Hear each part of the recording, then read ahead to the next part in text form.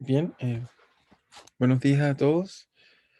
Entonces, vamos a empezar estas pocas semanas que nos quedan de clase, así que voy a tratar de estructurar lo que mejor pueda la materia. Aún hay cosas que me gustaría enseñarles, pero creo que lo esencial lo hemos estado cubriendo bien. Así que me voy a concentrar en tratar de enseñarle un poco transiciones de fase. También por ahí quiero prepararles un video bonito de cómo uno puede enfriar las cosas y también entender otras transiciones de fase, así que creo que voy a en mi cabeza tratar de ponerles al menos 2 videos más, al menos 2 o más, que sean interesantes, digamos, que podamos ir complementando la materia. O sea, ese tipo de materia, por supuesto, no es que vayan a ser evaluadas, pero creo que es importante que las conozcan como cultura general. Bien, entonces no sé si tienen alguna pregunta o duda de las últimas cosas que hemos estado discutiendo o de alguna duda que tengan, por supuesto. Recuerden que siempre me pueden escribir por el chat por si acaso, si es que no quieran preguntar. Bien. Entonces, si no hay dudas, entonces vamos a comenzar la clase de hoy. Entonces, quizás la clase de hoy también va a ser un poquito teórica en el sentido de enfatizar estos conceptos de cómo entender, digamos, o sea, lo que queremos entender es, o sea, lo que queremos entender es, ok, vamos a hacer un pequeño repaso. Lo que queremos entender es en realidad, o describir, ese es nuestro objetivo, describir gases reales. Entonces, vamos a dejar de describir, digamos, los gases ideales, que ha sido un gran, digamos, ejemplo ideal para entender muchos sistemas o muchas propiedades, sino entender un poco a poco los gases reales. Entonces, ¿cómo entenderlo o tratar de describirlo un poco mejor? Lo que habíamos dicho era que el formalismo que vamos a usar para entender los gases reales, en realidad tiene que ver con el formalismo de usar la función partición. Eso va a ser como nuestra herramienta de trabajo. Entonces lo que queremos es usar, digamos, la función partición. ¿Y cuál es la idea? ¿Por qué usar la función partición? Vamos a tratar de calcular la función partición y una vez que tengamos la función partición, que en función de t, b y n, uno puede entonces calcular con ella la energía libre de Gibbs. La cual energía libre de Gibbs es menos kt log la función partición, y esta función, esta energía libre, por otro lado, se relaciona con la entropía y la energía media del sistema, la energía interna, y a partir de ella, entonces, la energía libre de Gibbs, podemos, de Helmholtz, perdón, energía libre, que usando el formalismo de Gibbs, entonces nos va a permitir calcular, entre otras cosas, la presión, nos permite calcular el potencial químico, nos permite calcular la entropía. Entonces, con esta va a ser un poco la estrategia, cómo vamos a hacer todas estas cosas.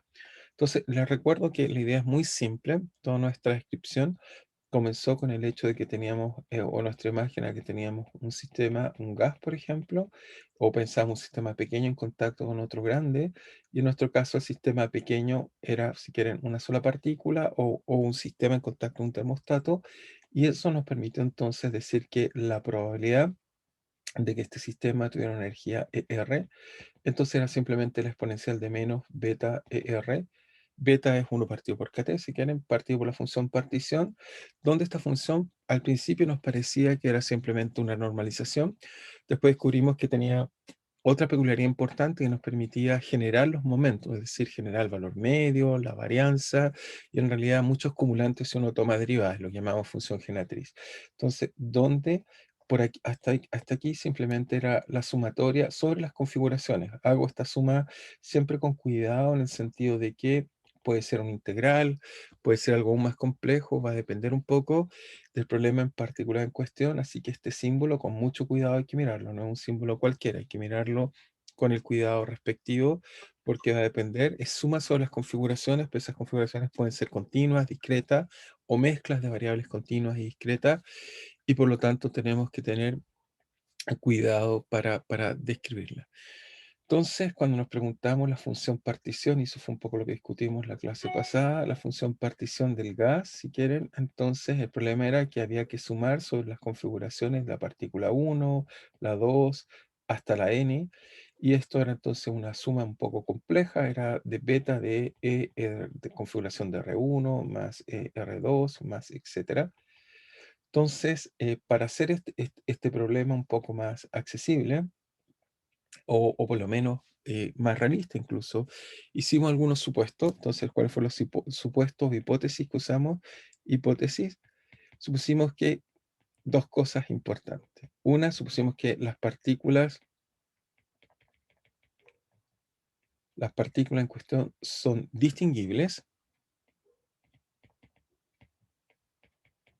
Primera cosa, es decir, indistinguibles, perdón, no las puedo diferenciar, y eso es porque les dije que a nivel microscópico, a nivel, digamos, macroscópico, es fácil distinguir algo. Le podemos colocar, como dije, el caso de los autos patentes, pero a los átomos no les podemos colocar patente, y después de un rato no sabemos cuál partícula es cuál. Y entonces eso nos obliga a suponer que son indistinguibles. Y lo segundo que supusimos, y esto fue un poco robado de la mecánica cuántica, en el sentido de que usamos este concepto de algo que aún no conocemos o algo aún que no entendemos bien, y supusimos que las partículas son de materia, como la materia que conocemos, y entonces son distinguibles y fermiónicas. Esa sería la palabra que usaríamos en cuántica. Las fermiónicas, lo único que quiere decir es que podemos, entre eso entonces están las partículas fermiónicas, tenemos nuestros protones, nuestros electrones, y tiene que ver también con las partículas un poquito más fundamentales, los quarks, que es con la cual se forman nuestros neutrones, y también se forman nuestros, digamos, protones. ¿Ok? Entonces, la materia que ustedes usualmente los rodea son típicamente fermiónicas, y entre ellas, por supuesto, hay otras partículas que no tienen esta propiedad. O sea, a nivel fundamental, la materia no interactúa con fuerza, sino que interactúa con partículas. Por ejemplo, tengo una carga eléctrica aquí, tengo un protón acá, por ejemplo, un electrón aquí, un protón acá. La interacción es mediada por otras partículas que llamamos fotones, y estas partículas transmiten momento y energía, y esas partículas tienen otro tipo de propiedades que no satisface lo que llamamos el principio de Pauli, que es el principio de exclusión de Pauli, que fue el que usé o traté de usar la vez pasada. ¿Ok? Simplemente cultura general. Entonces, las interacciones a nivel fundamental no están hechas por fuerzas ni campos, sino por partículas. Por ejemplo, en el caso de la fuerza nuclear lo hacen los gluones. ¿Ok? Es la interacción entre los quarks, la interacción débil, que típicamente es interacción entre los electrones, los protones, y típicamente eh, la materia. Hay otra materia interesante que tiene masa muy, muy pequeña, que se llaman neutrinos, que son muy, muy importantes para entender la formación de la materia. Por ejemplo, el interior del Sol, como uno se pregunta cómo de ahí sacamos materia, cómo estamos creando materia, y ahí fue una partícula muy importante que se llama neutrinos, que tiene una masa muy, muy débil. Entonces, esa partícula interactúa también con la materia a través de una fuerza que llamamos débil.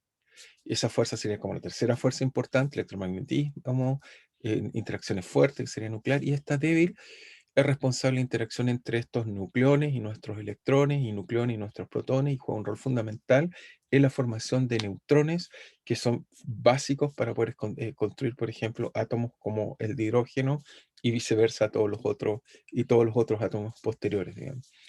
Entonces, esas también interactúan con otras fuerzas que llamamos débil, y que también son partículas W, Z, usamos distintos nombres, y esas no satisfacen este principio de exclusión de Pauli. Pero entonces todo esto que estoy tratando de decir solo es un poco cultura general, pero que sepan que los fermiones típicamente, en nuestro caso, estamos pensando en qué tipo de partícula estamos tomando en mente. Estamos pensando en electrones,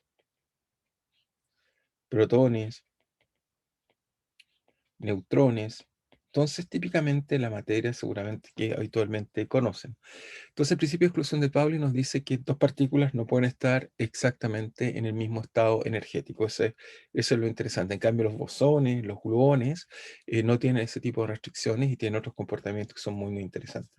Entonces, al no tener o sea, al tener esta restricción, lo que nos va a llevar a la conclusión es que la función partición que calculamos aquí, que en principio deberíamos poder calcular todas las configuraciones, obliga que si el estado R1 toma una configuración, el R2 no puede tomar esa configuración, y el R3 y el etcétera.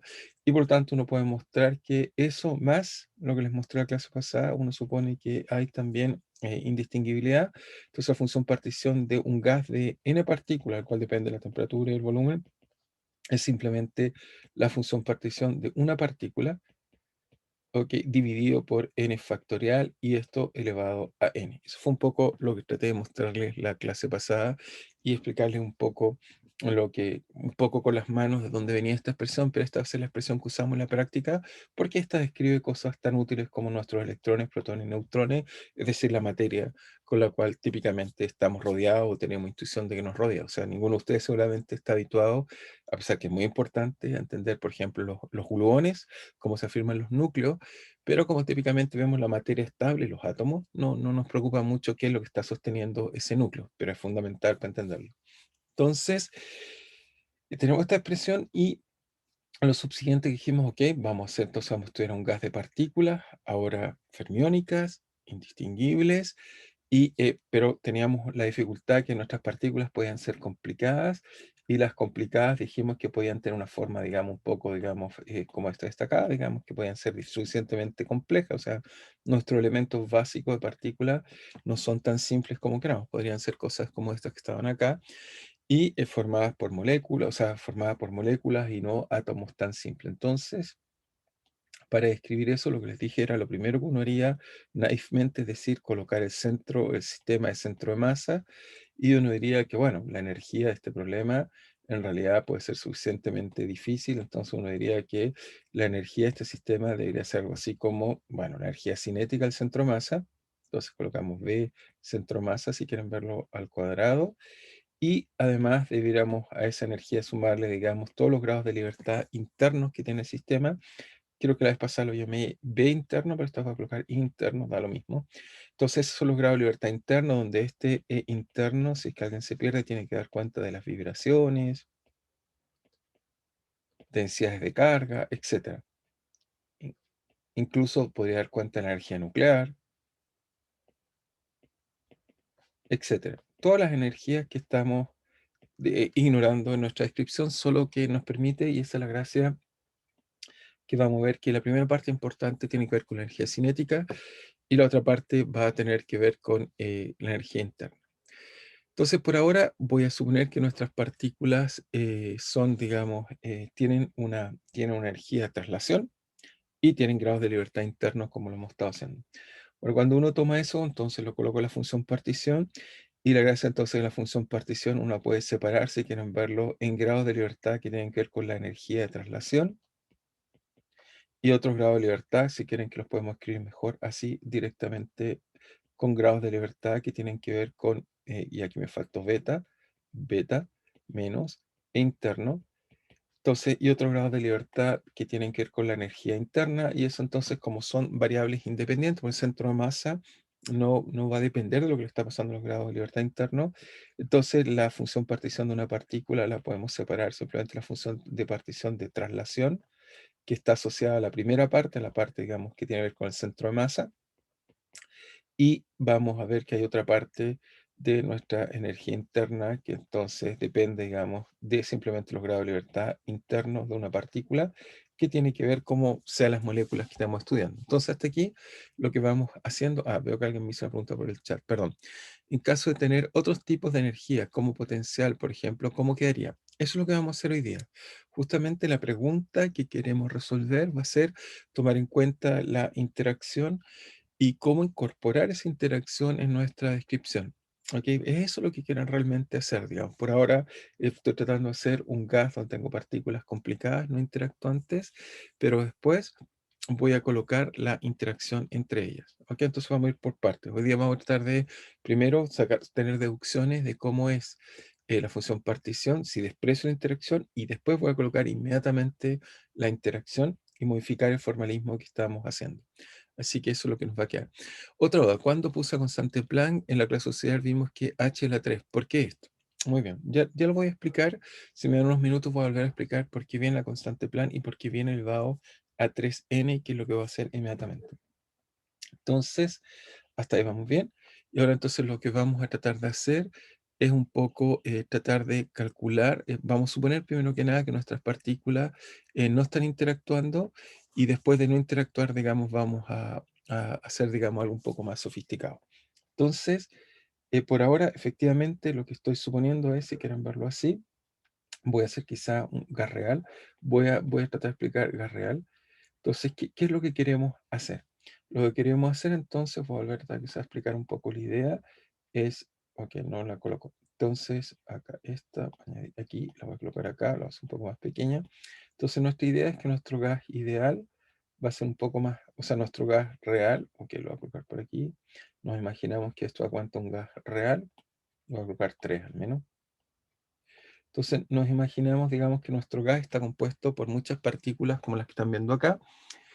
Vamos a hacer dos etapas. La primera etapa que vamos a hacer es que simplemente en nuestra descripción voy a considerar que podemos colocar nuestro sistema de referencia, tenemos esta partícula, R1, R2, etcétera, Rn. Vamos a suponer, digamos, que las partículas entre ellas, lo primero que voy a hacer es que voy a suponer que son complicadas, pero la interacción despreciable. ¿Ok? Entonces vamos a hacer dos etapas este cálculo, dos etapas. Primero, para que sea más fácil, vamos a suponer despreciamos interacción. Tienen grados de libertad, pero despreciamos la interacción.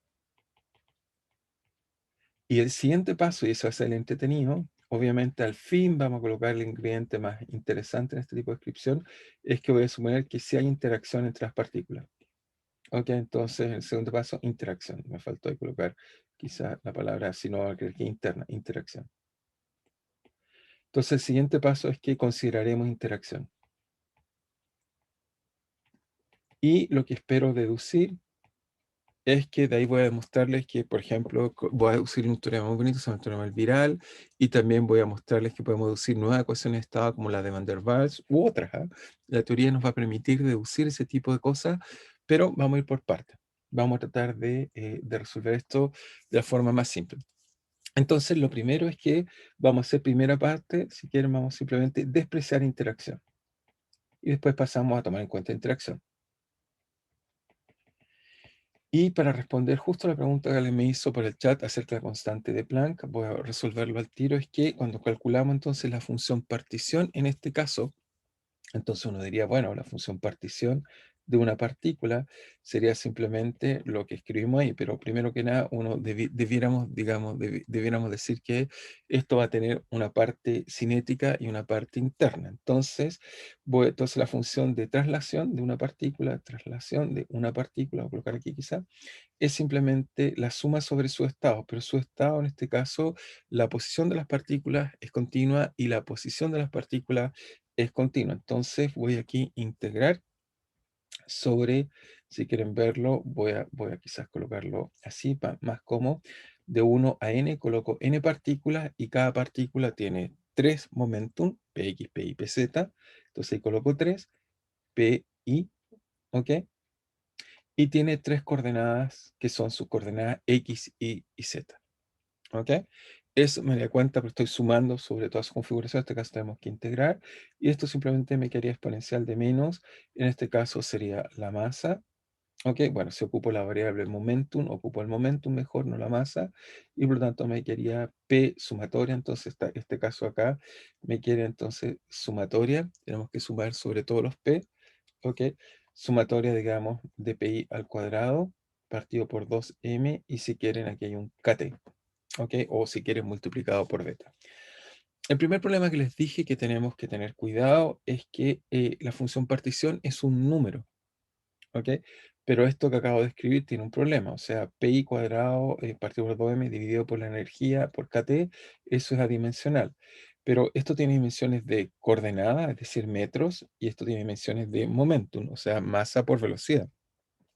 Por lo tanto, me queda algo que tiene dimensiones de kilogramos por metros, entonces al cuadrado partido por segundo. Entonces tengo que buscar una constante que haga eso, una constante que haga que esto sea adimensional. Y la constante que les propuse que hacía eso, bueno, uno dice, ¿de dónde sacó esta constante? Esta constante es lo que llamamos la constante de Planck. Ok, esta constante, todavía no termino de escribir la expresión, ¿eh? Pero simplemente esta constante es un número muy importante que vale 6, entonces 626 por 10 elevado a menos 34, ¿ok? Y esto está en unidades de justo que nos sirve de Joule segundo.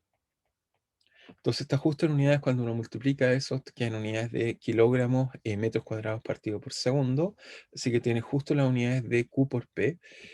Y en este caso tenemos n variables, pero por eso sería Q por P, pero aquí tengo 6, ¿ok? O sea, tengo QP, tengo 3P y 3Q, entonces Q y P tengo un H, y como son 3, debería colocar entonces un 3. Y como tengo n variables, porque estoy integrando sobre n variables, entonces para que esto me quede bien adimensional, entonces tengo que colocarle también un n. Entonces, esta es la expresión que vamos a usar para entonces calcular, digamos, este tipo de expresiones. No sé si la vez pasada también, bueno, coloqué bien esa expresión, pero eso es lo que voy a usar. Espero que quede claro de dónde viene esta. Esto simplemente es una constante. Uno dice, bueno, tiene un nombre, constante de Planck, por supuesto, coloquémosle su nombre. H barra es constante Planck y es una de las constantes fundamentales de la naturaleza. No es una constante cualquiera, constante de Planck. Entonces, a nuestra descripción no tiene nada más que simplemente me busqué algo que tenga dimensiones, va a ser un número, mis resultados no deberían ser muy importantes en esta constante, pero es fundamental porque esta constante es la constante que me determina si quiero, los valores típicos de la mecánica cuántica, y vuelvo a insistir, es una de las constantes fundamentales de la naturaleza. ¿Ok? Entonces, esta sí que es importante, como la de la gravitación universal, esta tiene un rol muy, muy relevante. Ok. Entonces, simplemente por ahora, por juego, después he puesto otra constante, dimensión de momentum por coordenadas, pero la única que tenemos con eso, universal, es h barra, así que dejamos h barra ahí. No debería ser muy relevante en el resultado que vamos a encontrar. Entonces, ahora, ¿cómo calculamos esto que está acá? Entonces, para calcular esto que está acá, lo primero que deberíamos hacer es simplemente, fíjense que, ahora se vamos a poner a calcular, esto tiene aquí Q. Y no hay ningún Q acá, solo hay funciones de P. Entonces este de Q lo puedo integrar trivialmente, así que integral entonces... pero espérense, aquí les hice algo, les puse la función partición en realidad. Ok, se me pasó un poco la mano. Quería calculárselas de 1 y les calculé la función partición, ok, de n partículas. No me di cuenta, me puse a escribir la de n inmediatamente. Ok, primero debería haber calculado la de 1. O sea, si colocamos solo la de 1, ahí calculé función de relación de n, el resultado es lo mismo, pero para que haya menos integrales. La de 1 es simplemente, debe haber sido simplemente de p a de 3p a de q, ok, de una sola. De exponencial simplemente de menos, si quieren, máximo un poco más simple, p al cuadrado partido por 2m kt. Ok, esa sería la de 1. Ahí estaba calculando la de n, pero en realidad como son separables, es calcular n veces esta variable. Pero prefiero que sea más simple en nuestro análisis. Y por supuesto acá tenemos h barra, elevado entonces en este caso a 3. El 3n viene porque son n variables las que tenía antes. Pero la de una es simplemente muy fácil, me queda esto está acá. Entonces, ¿qué hago con esta? Bueno, lo primero que hago es simplemente que integro en las tres coordenadas Q. Como nada depende de Q, entonces me da la integral del volumen, así me queda un volumen, que es simplemente haber integrado en las Q me da el volumen. Después divido por h barra, me queda eso que está ahí, y ahora viene la primera astucia, es que en P, en vez de usar P, momentum, puedo usar simplemente la rapidez. Si ocupo la rapidez, entonces esto me queda que esto va a ser la integral, si quieren verlo así, va a ser en p cuadrado de p, puedo usar un ángulo cualquiera, llamémoslo teta, un de phi, y entonces me queda el ángulo sólido, me queda un seno de teta. Eso simplemente es porque usé coordenadas esféricas para describir el problema.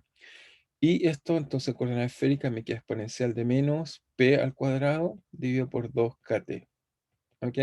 Y obviamente esto es una integral en tres variables, pero esto es el ángulo sólido. Y el ángulo sólido, como nada depende ni de teta ni de phi, entonces la integración sobre el ángulo sólido me da simplemente el ángulo sobre una esfera, el cálculo de una esfera, y por lo tanto eso me entrega que esto debería ser simplemente es el volumen por 4pi, es el volumen de una esfera, o sea, perdón, es la superficie de una esfera, no dije el volumen, la superficie de una esfera, h elevado a 3, y solo me queda la integral de 0 a infinito de p, es decir, de exponencial de menos p cuadrado partido por 2kt por m, me faltó un m, m 2m kt, y esto integrado por p cuadrado de p. Entonces esta es la integral realmente que tenemos que resolver. Hasta ahí las otras eran muy triviales. Ok, creo que alguien me dice le faltó una masa, creo. La masa, se me faltó una masa aquí. Aquí tiene que haber un m. Ok, ahí está. Tiene que ser partido por 2m kt. Ok, ok, por si acaso. Entonces, ahora, ¿cómo integro esto? Entonces, esta integral Es muy simple, bueno, integramos por parte, entonces nos queda Z1, entonces de la energía de traslación, entonces por parte, entonces integramos por parte, nos queda B, 4pi, h barra, estas son constantes afuera, de que esto está acá, pero la integral de esta por parte hay un p cuadrado, entonces la primitiva de eso es p por, y la primitiva de eso es muy simple, es menos. Entonces, fija, me va a quedar simplemente un P de que, para que me quede bien eso que está ahí, entonces me tiene que quedar entonces, la primitiva, perdón, que me da eso es exponencial de menos P cuadrado partido por 2mkt, y para que se me cancelen los coeficientes, tengo que multiplicar esto por un mkt, ¿ok? Y esto evaluado entre 0 y infinito. ¿Por qué? Fíjense si es que alguien no lo ve bien, entonces esto cuando lo derive me va a bajar un 2p. Ok, con el 2 de abajo se cancela, con el menos también se cancela, transforma en más, el p con el p se transforma en p cuadrado, y todos los otros factores que son 2m, que son mkt, se cancelan con el de acá, y por lo tanto efectivamente tengo eso por integración por partes. Después me queda menos, pero con el menos me queda más, integral de la primera expresión, es decir, que me queda exponencial, digamos, de menos p cuadrado partido por 2mkt, de 0 a infinito, ahora me queda multiplicado por la derivada del otro término, que el otro término que me quedaba entonces era simplemente p, su derivada es 1, por lo tanto me queda integral de p. Ahora, ¿qué puedo decir de estos resultados con t? Bueno, la primera integración por parte evaluado en 0, p0 por exponencial evaluado en 0 es 1, así que eso es 0, y en infinito la gaussiana se hace 0, así que todo eso desaparece y no nos queda nada ahí, así que nos queda simplemente eso. Y por otro lado, nos queda esta integral que está acá, que es la integral gaussiana, que ya la conocemos, pero la conocemos cuando va de menos infinito a más infinito. Esta va de 0 a infinito. Así que, como ya la conocemos, simplemente la divido por un medio, o si quieren, la hago de menos infinito a más infinito multiplicada por un medio, y usamos el resultado que ya calculamos un tiempo atrás. ¿Cuál fue ese resultado? Ese resultado nos diría lo siguiente, entonces, energía de traslación.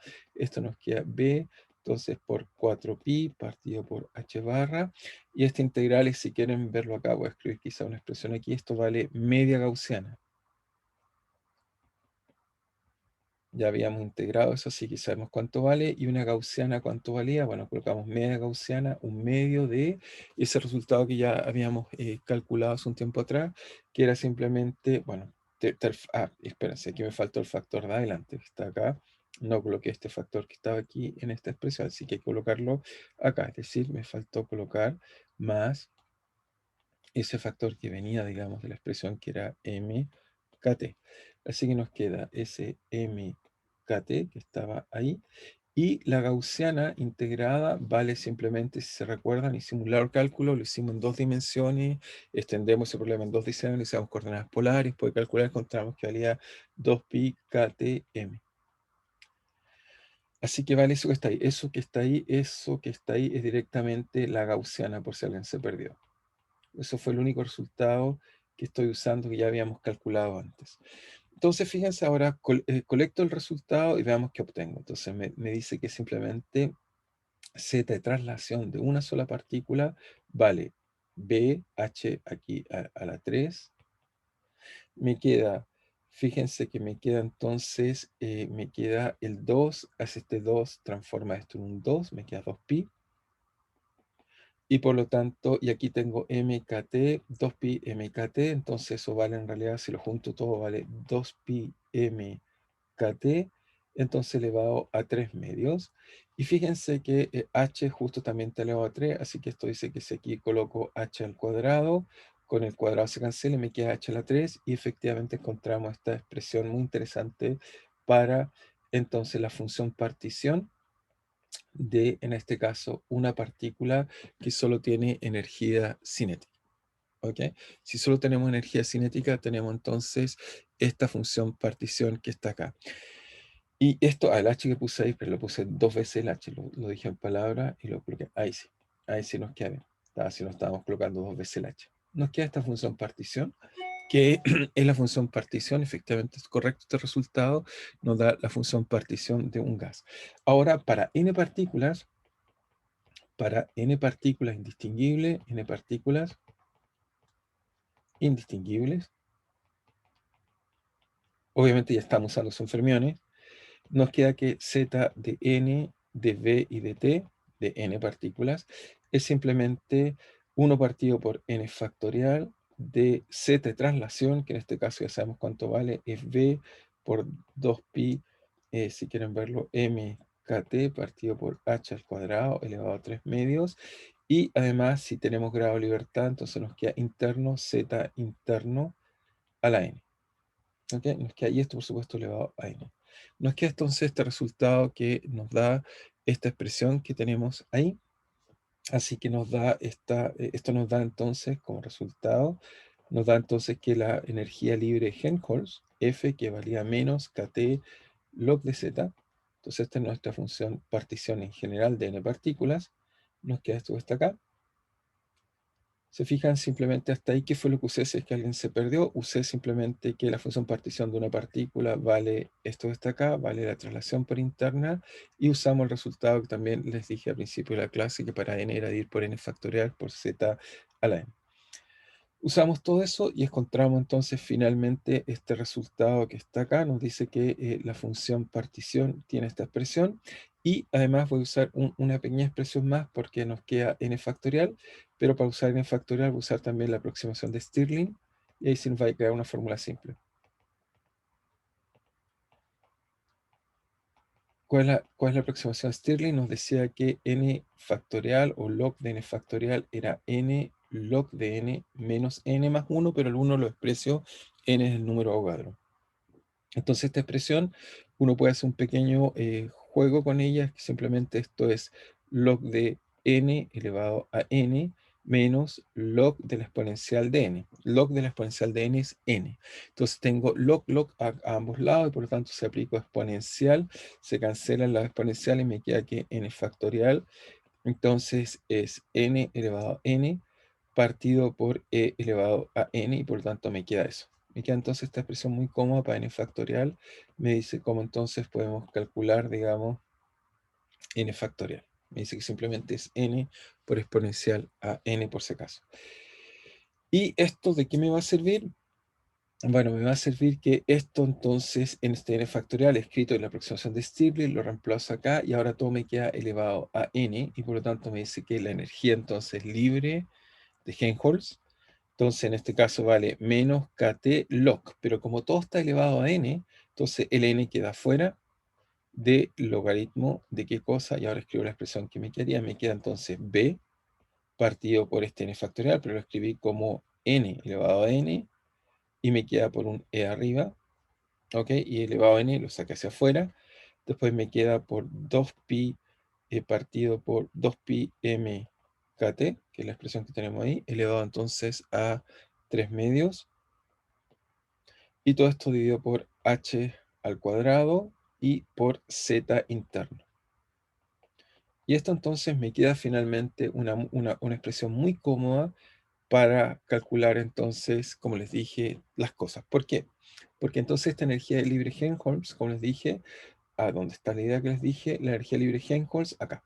Entonces, esto me permite explicar las cosas de la siguiente forma. Calculamos la función partición de n partículas. Calcula la energía libre Helmholtz, y ahora con ella puedo calcular P, mu y S. ¿Cómo hago eso? Entonces, ¿cómo ahora relaciono y podemos obtener resultados interesantes? Bueno, lo que hacemos es simplemente nos recordamos que F, la energía libre Helmholtz, satisface la relación, que eso es simplemente, tiene una relación con, ¿cómo se llama? Con la entropía y la energía interna. Simplemente es U menos TS, o si quieren, E menos TS es la energía del sistema, energía promedio del sistema. Entonces, si esto es así, y no olvidar que la función de Helmholtz en este caso es función de qué. Uno dice, ¿de qué va a ser función esta variable? Bueno, como es función de la función partición, es función de T, B y N. Esto es la energía, prefiero usar la notación de energía. Esto es menos T, y S es función de qué? De la energía de B y N. Recuerden que lo que les mostré, que esto era una transformación de Legendre, simplemente donde cambiamos la energía por la temperatura. Eso fue lo que les enseñé hace un tiempo atrás. ¿Y de qué me servía esto? Bueno, fíjense que si yo hago df a dt, por ejemplo, La energía, obviamente, la energía y la temperatura son dos variables independientes, por lo tanto me queda 0, después me queda menos, la derivada entonces de T de T, 1, entonces eso me da la entropía. La entropía no es función de temperatura, así que me dice, el primer resultado que me dice obvio, ya lo habíamos comentado, pero lo voy a comentar, me dice que la derivada de la energía libre con respecto a la temperatura nos da la entropía, primera cosa. Segunda cosa es que si ahora derivo esa cantidad, por ejemplo, ahora con respecto, les dije, al volumen o al número de partículas, me entrega dos cantidades físicas interesantes. Con respecto al volumen, de nuevo, la derivada de esto, la energía y el volumen son dos variables independientes, así que también eso entonces se cancela, entonces me queda que esto vale T por ds a dv, pero ds a dv es directamente la derivada de la entropía con respecto al volumen, es la presión partida por la temperatura, así que esto es la presión. Directamente nos queda la presión, o sea, la derivada de la energía libre con respecto al volumen es menos la presión, ¿ok? Y se fijan, y eso se empieza a parecer mucho a algo muy familiar, a nuestro potencial. Cuando uno tiene un potencial, la derivada entonces del potencial con respecto al volumen nos daba la presión, ¿ok? Se los mostré hace un tiempo atrás. Entonces se empieza a parecer algo así como si fuera una energía potencial, algo así, le llamamos energía libre, pero entonces nos da efectivamente su derivada con respecto al volumen, nos da la fuerza, y también, por ejemplo, si calculamos la derivada con respecto a n y la energía son independientes, así que me queda de nuevo menos T por ds a dn, y eso era, si se recuerdan, la derivada de la entropía con respecto al número de partículas es el potencial químico partido por la temperatura, por lo tanto concluimos que df a dn es simplemente el potencial, menos el potencial químico. Entonces, se fijan, si yo soy capaz de calcular la función partición, con ella calculo la energía libre, y una vez que calculo la energía libre, usando estas tres cantidades que están acá, estas tres derivadas, entonces puedo determinar la entropía de un problema, puedo calcular el potencial químico, o puedo calcular, en este caso, puedo calcular la presión. Entonces veamos que con la que acabamos de calcular, porque ya la tenemos acá, mientras las partículas entre ellas tienen grado de libertad interno, pero no interactúan entre ellas, tenemos esta energía libre. Y por lo tanto, si la derivo, puedo encontrar la presión. Y uno dice, ¿pero de qué me va a servir? Bueno, me va a servir para encontrar ecuaciones de estado, o la entropía, o el número de partículas. Entonces, calculemos con ella y veamos qué podemos hacer. Entonces, lo primero es que simplemente calculemos la presión. Entonces, para que sea más interesante, calculemos la presión. Entonces, presión. Nuestra primera cosa, vamos a calcular la presión para ver qué es lo que es. Entonces, fíjense, eso lo que tengo que hacer es simplemente tomo esta derivada de F y lo derivo con respecto al volumen. Entonces uno dice, pero bueno, pero aquí hay muchas expresiones donde está el volumen. En realidad no es tan complicado. Bueno, por un lado esto es menos la presión, y por el lado de la derivada, fíjense, entonces, el logaritmo tiene una gran ventaja, que el logaritmo del producto, el volumen está solo aquí. El logaritmo del producto es el logaritmo de uno más el otro, pero como entonces lo escribo como el logaritmo del volumen más el logaritmo del resto, y el resto no depende del volumen, por lo tanto cuando lo derive eso es cero, y solo me quedaría la derivada del logaritmo, que es la que tengo que calcular la presión, así que eso me queda simplemente, bueno, hay un menos fuera, con el menos de acá es más, me queda ktn por la derivada del logaritmo del volumen, pero la derivada del logaritmo del volumen es 1 partido por v, y fíjense lo que encontramos usando esta expresión que acabamos de hacer, encontramos algo muy simple. Encontramos que entonces la presión, les dije que entonces nos queda hay un menos, puse un signo más, me quedé equivocado, un signo por aquí en algún lado, era menos P, y teníamos, hay un menos acá afuera, yo lo saqué cuando dije en palabras, el menos es menos menos. Me quedó un menos ahí de la derivada, y entonces, ahí sí. Entonces eso me queda P igual a n kt, si quieren, por B, o por B, o 1 partido por B.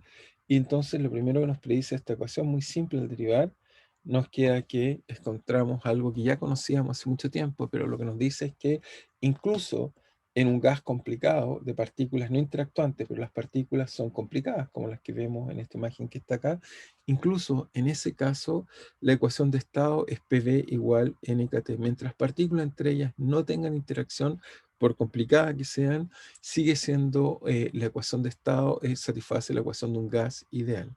Solo las interacciones va a modificar que no sea un gas ideal y tengamos ecuaciones nuevas que nos describa el sistema. Y eso es lo que vamos a tratar de hacer. Pero la primera conclusión que vemos, no trivial, y lo anotamos porque es una conclusión profunda. Entonces la observación es que por complicado que sean los elementos del gas, si entre ellos no interactúan, por complejo que sean los elementos o constituyentes del gas, si no interactúan, entonces si no interactúan, la ecuación de estado es de un gas ideal.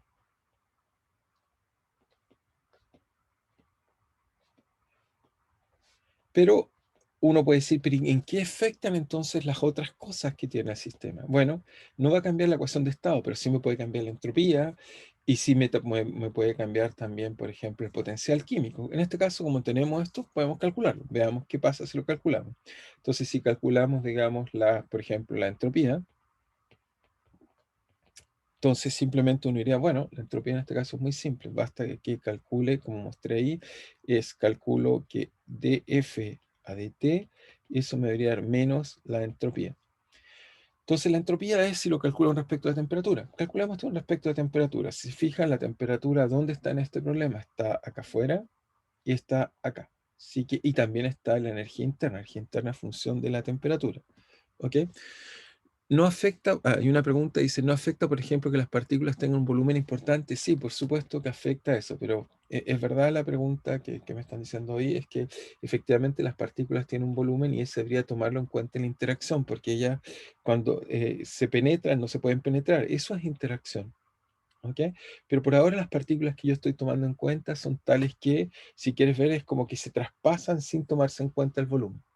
Después, cuando tome en cuenta la interacción, vamos a tomar en cuenta que tienen un volumen, porque el volumen, finalmente, cuando un objeto tiene un volumen, interactúa. O sea, si yo coloco dos objetos con dos volúmenes distintos, interactúan. A pesar que no hay fuerza ni atracción ni repulsión, cuando los pongo en contacto, interactúan. Así que eso es parte de la interacción. Pero eso lo vamos a colocar después. O sea, una vez termine esto, inmediatamente nos ponemos y colocamos la interacción y vemos cómo eso nos va a cambiar la ecuación de estado. Vamos a deducir, por ejemplo, Van der Waals, y en realidad vamos a deducir muchas ecuaciones, no solo Van der Waals. Así que eso va a ser interesante. Entonces, para la entropía, entonces simplemente derivo con respecto a T esto. Entonces, si lo derivo, entonces el primer término lo vamos haciendo por partes, derivo el KT, entonces me queda simplemente, bueno, esto al derivar va a ser menos KT por el logaritmo de todo lo que teníamos ahí, o sea, B partido por N, por E, por ese factor que estaba ahí, que era 2pi m KT, había h barra al cuadrado, elevado a 3 medios, y Z interno, que no olvidar, puede ser función de la temperatura. La función partición se hace función de la temperatura. Después, eso fue, el N, dije N, es N ahí. Ahí derivé el primer término que era menos KTN. Entonces ahí saqué el T. Después tengo que derivar el término de acá. Ahora, ¿cómo derivo el término que entre comillas me queda acá? Como es un logaritmo, siempre puedo, insisto, lo separo como el logaritmo. El único término que viene acá es este que está acá, depende de t. Todo lo otro lo separo. Y por lo tanto, ese término, si lo derivo, entonces me queda menos knt, que es el factor de afuera, por la derivada del logaritmo a la 3 medios. Entonces el logaritmo saca un factor hacia afuera 3 medios por la derivada del logaritmo, pero la derivada del logaritmo es 1 partido por t, así que esa parte me queda supuesta ahí. Y lo último que me falta derivar es que esto también tiene otra dependencia en t acá, así que esa parte también, como el logaritmo, por existe el logaritmo del producto, lo separo en suma de muchos logaritmos, me quedaría solo este pedacito acá, derivar, y lo derivamos, y ese entonces me quedaría menos k nt por entonces la derivada del logaritmo de z, y la derivada del logaritmo de z interno es z interno por su derivada con respecto a la temperatura. Le voy a colocar un prima para que, insisto, eso quiere decir derivada. Y entonces nos quería esta expresión, si quieres la podemos limpiar un poco más para que nos quede más bonita, nos diría que la función, la entropía, perdón, en este caso, nos quería que simplemente vale kn log de el volumen por E partido por N de 2pi m k t partido por h barra al cuadrado elevado a 3 medios, hay un t ahí, por z interno, así que va a depender la entropía de cómo sea la función partición interna, menos, más, ahora con el menos vamos más, este factor me queda 3 medios de nk, ahí me faltó nk, y me queda también el último término que simplemente es knt, constante Boltzmann, por una partícula de temperatura, dividido por la entropía, por la función partición interna, por la derivada de A de t, si quieren voy a colocar lo más explícito de la función interna con respecto a t. Así que esta expresión me dice cómo es la entropía de este problema. Si tengo un gas que tiene grado de libertad interno, tiene esto. Si fueran partículas, veríamos que entonces no tienen grado de libertad interno, desaparecería ese z, sería 1, z sería 1, y simplemente recuperaríamos la función partición que ya habíamos encontrado antes, pero, perdón, la entropía la habíamos encontrado antes, pero la habíamos escrito como función de la energía y no la temperatura. Entonces hay que reemplazar simplemente sacando la derivada de ds a dE o encontrar una relación entre E y T, encontraríamos esta entropía, fíjense, está escrita, no está escrita como función de, está escrita, en realidad la escribimos aquí como función de B, así que tener cuidado, pero usando la transformación de Legendre podemos encontrar relación entre T y E. Pero nos queda esta expresión que está acá. Lo otro interesante es que, fíjense, aparece extrañamente esta constante que pusimos ahí, no debería jugar, pero insisto, esta constante no va a jugar mucho porque las cantidades físicas en realidad dependen de derivadas de la entropía y no la entropía. ¿Ok? Pero efectivamente aquí nos aparecería esa constante que estamos colocando por hacerla que sea adimensional. ¿Ok? Y nos faltaría entonces, ¿qué nos faltaría acá? Nos faltaría también ahora calcular el potencial químico. Con eso entonces podríamos potencial químico. Entonces digo que la gracia es, estas dos, obviamente lo que más me va a interesar es encontrar ecuaciones de estado, pero una vez que yo conozco la energía libre, entonces puedo calcular muchas cosas. Entonces estoy aprovechando calcular esas cosas para conocer entonces cómo sería el potencial químico de un gas de partículas complicadas no interactuantes. Entonces, eso de nuevo, fíjense, es cómodo. Entonces, lo que tengo que hacer, el potencial químico es simplemente mu, y eso va a ser menos la derivada, va a ser, perdón, más la derivada de f a de n. Entonces, ahora tengo que derivar la misma expresión con respecto a n. Entonces, ¿cómo derivo esta expresión con respecto a n? Bueno, tengo un n afuera. En realidad, ¿dónde están los n en esta expresión? Hay un n acá afuera y hay un n acá. No hay más n que esos dos. Entonces, derivo el de afuera primero. Ese me queda entonces, me queda menos, me quedaría entonces knt, derivado con respecto a n, se va, me queda logaritmo de entonces b por e partido por n, de una expresión un poco complicada, que era 2pi, entonces teníamos 2pi m kt partido por h barra elevado al cuadrado, elevado a 3 medios, por z in. Me excuso un poco chiquitito el espacio, pues lo arreglo.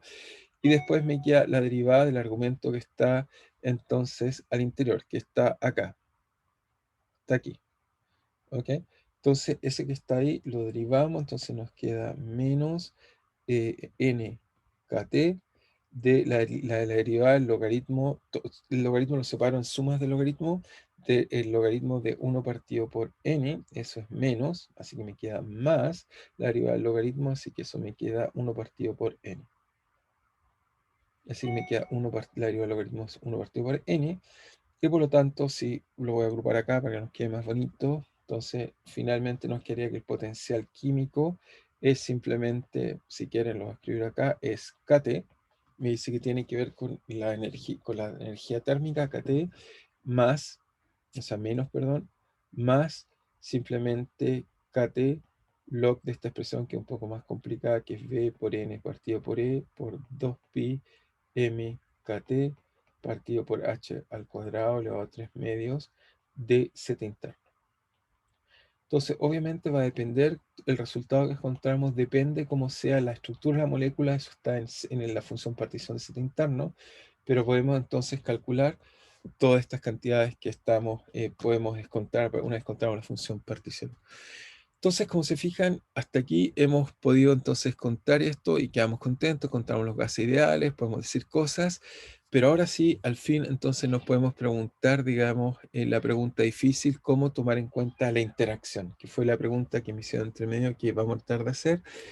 Lo más probable es que hay varias cosas técnicas, voy a tratar de llegar hasta donde podamos, pero voy a terminar eso en alguna clase complementaria porque la tecnología que voy a usar es un poco sofisticada No necesito que la aprendan en todo el detalle, solo sepan cómo se deduce cultura general.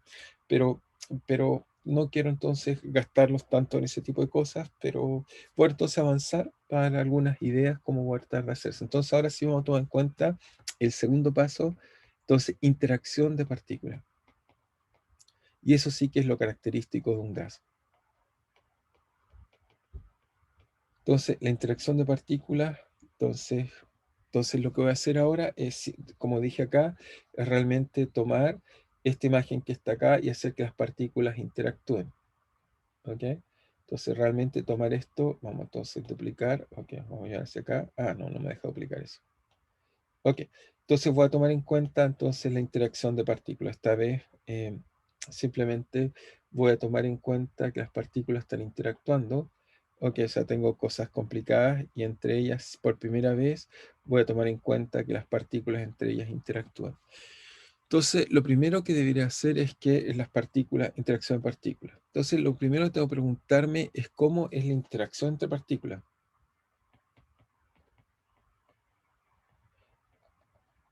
¿Cómo es? Entonces esto no es obvio cómo es. Entonces tengo que hacer un modelo de cómo las partículas interactúan cuando son átomos. O sea, cuando tengo átomos típicamente, estás pensando estar así, y estos están orbitando, y entonces uno se pregunta cómo estos átomos interactúan.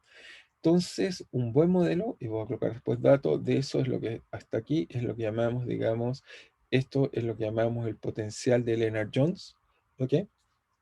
Que esencialmente lo voy a escribir al tiro como es, pero entonces el modelo que vamos a usar es modelo de Lennard-Jones. Eso va a ser el modelo que vamos a tratar de usar, modelo de Lennard-Jones. Lennard-Jones es una sola persona. Inicialmente se llamaba Jones, pero, o sea, Lennard, pero adoptó el nombre también de su esposa. Y entonces, su primer artículo solo aparecía Lennard, pero cuando apareció la fuerza que voy a escribir o el potencial que voy a escribir, ya se llamaba Lennard-Jones.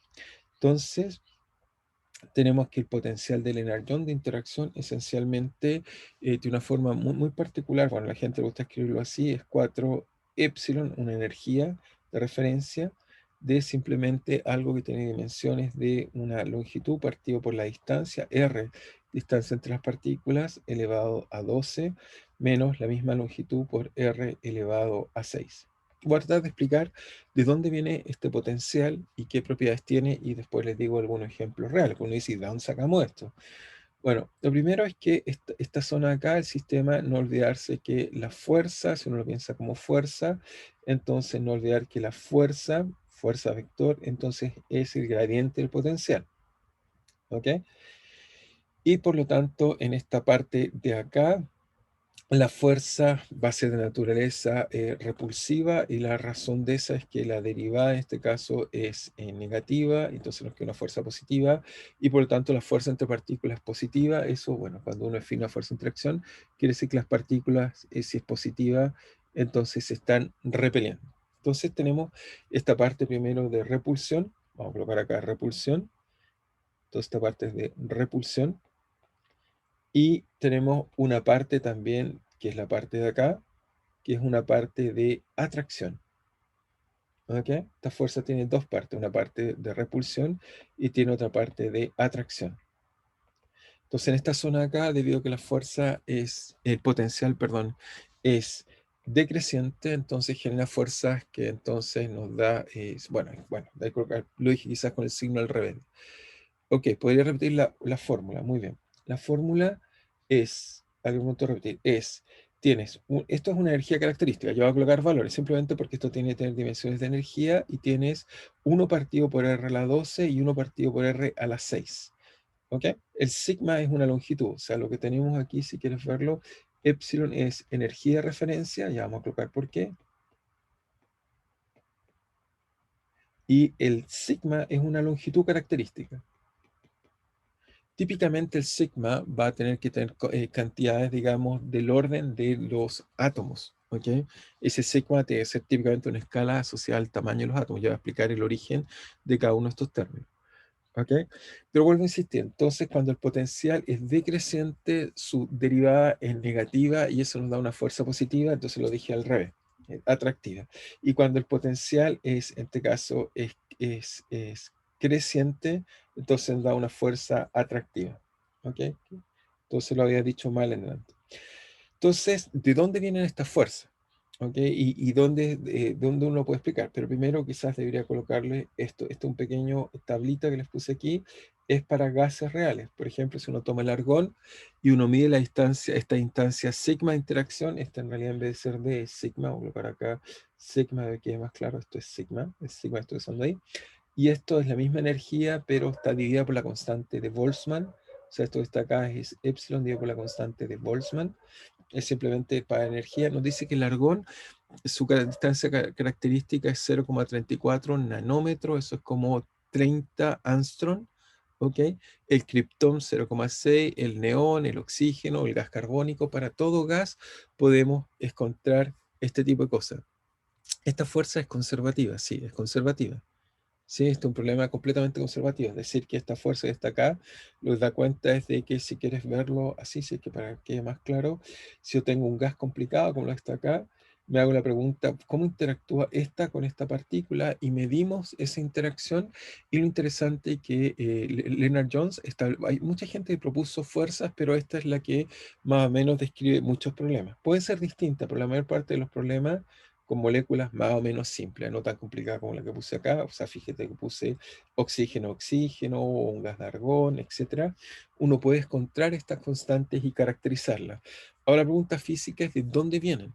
¿De dónde sacamos este tipo de cosas extrañas que están acá? Bueno, la atracción, simplemente voy a explicar, tenemos esta parte de acá. Entonces, la atracción, voy a tratar de explicar el origen físico de cada una. La atracción se debe a simplemente lo que llamamos interacción dipolo-dipolo. La idea esencial es que piensa, por ejemplo, en argón o oxígeno 2. Uno tiene una molécula de oxígeno acá, que es como a menos como una esferita, con otra molécula de oxígeno acá, que es como una esferita. Lo que pasa es que las moléculas simplemente al verse se deforman un poco, y al deformarse un poco generan polos. Entonces, estos polos que generan, digamos, simplemente vamos a tener un polo acá, esto va a tener un polo así, supongamos aquí, las cargas se cambian, digamos, que entonces aquí, por ejemplo, ponemos la carga positiva, acá se va a poner la carga negativa, y cada una se transforma localmente en un dipolo. ¿Ok? Eso es lo que pasa. Entonces, las moléculas cuando se ven están perfectamente esféricas, pero cuando se acercan a otra, entonces se deforman sus cargas, y al deformarse sus cargas forman en primera aproximación un dipolo. Pueden también ser cuadripolares, multipolares, pero la primera formación es dipolar en muchos gases que tienen estas formas, digamos, esféricas. Por ejemplo, el helio es un ejemplo, y eso genera un dipolo. Les recuerdo que la interacción de un dipolo, que espero que hayan aprendido en su curso de electromagnetismo, es 1 partido por la distancia al cubo. Entonces, estamos pensando, o sea, estamos pensando a nivel, digamos, del potencial, ¿sí? Y entonces, al deformarse, este es un dipolo, pero interactúa no con una carga puntual, sino con un dipolo. Eso hace que la interacción efectiva entre las dos, entonces sea 1 partido por 3, 1 partido por 3, nos da este 6 que está ahí. Simplemente es porque las moléculas se forman y hacen dipolo-dipolo. La segunda parte es, uno se pregunta, la repulsión, y esta ya es más difícil. La repulsión, uno dice, pero ¿y de dónde viene esta repulsión? Si hasta aquí las partículas solo tienen carga, se deberían atraer. El problema está que cuando las partículas se acercan mucho, ahí empieza a jugar la mecánica cuántica, el principio de exclusión de Pauli, y las partículas no se pueden superponer. No tiene que ver con esto que alguien me dijo: bueno, cuando tengo dos cosas que tienen un volumen, no se pueden pasar. Bueno, la mecánica cuántica nos muestra lo mismo. Dos cosas no se pueden cruzar, ¿ok? Y eso nos hace que hay una especie de barrera muy abrupta, como la que ven acá, donde el sistema le cuesta mucho penetrar. Necesito mucha energía para penetrar. Entonces la repulsión, si quieren, es de origen cuántico.